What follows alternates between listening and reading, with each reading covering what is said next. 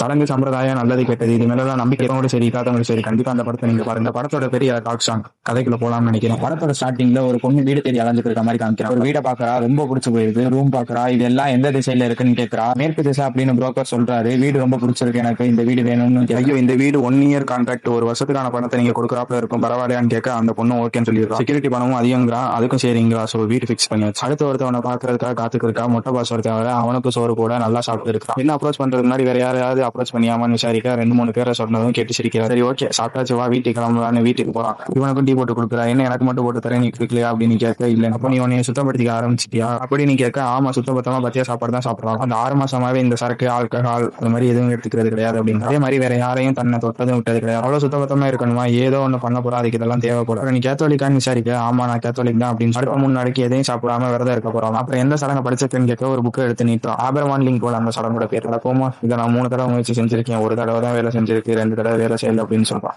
என்ன சொல்றீங்க வேலை செய்யல அப்படின்னு ஷாக்கா கேட்கிறா இவ. ஆமா இதை பண்ணும்போது நான் ரொம்ப இளமையா இருந்தேன், முன்ன பின்ன ஏதாவது பண்ணிட்டேன்னு தெரியல, ஏன் இதை பண்றேன்னு அடுத்த அவர் கேட்க, காதலுக்காக அப்படிங்கிறா. லவ் பண்ண அந்த காதல் திரும்ப கிடைக்கல அப்படிங்கிறா. உடனே ஒரு சட்டையை எடுத்துட்டு கிளம்ப ஆரம்பிக்கிறாரு. பார்த்தா வீட்டுக்கு வெளியே தான் உட்காந்துருக்காரு. என்னையா முடிவு பண்ணிட்டியா அப்படின்னு, என்ன பண்ண போய் அப்படின்னு கேட்க, இல்லங்கிறான். எதுக்குன்னு கேட்டா வீட்டு சரியில்லைங்கிறான். வீட்டு எல்லாம் பர்ஃபெக்டா தான் இருக்கு, நீ கேட்ட எல்லாமே கரெக்டா இருக்குது அப்படிங்கிறான். அப்புறம் என்ன அப்படின்னு கேட்க, பாருங்க உங்க வீட்டை நான் வந்து பாக்குறேன் மட்டும்தான் வாக்கு கொடுத்தேன், அதை பண்ணிட்டேன், பண்ணதுக்கு பணத்தை கொடுங்க அப்படின்னு கேட்க, உன்னை நம்பி எல்லாம் பண்ணிட்டு இருக்கேன் அப்படின்னு சொல்லுவா. அதெல்லாம் கிடக்கட்டும், நீங்க எனக்கு பணம் கொடுங்க, நான் மறுபடியும் லண்டனுக்கு திரும்ப போகிறேன் அப்படின்னு. அப்புறம் மறுபடியும் அவளை டிராப் பண்றதுக்காக கூட்டிட்டு போயிட்டு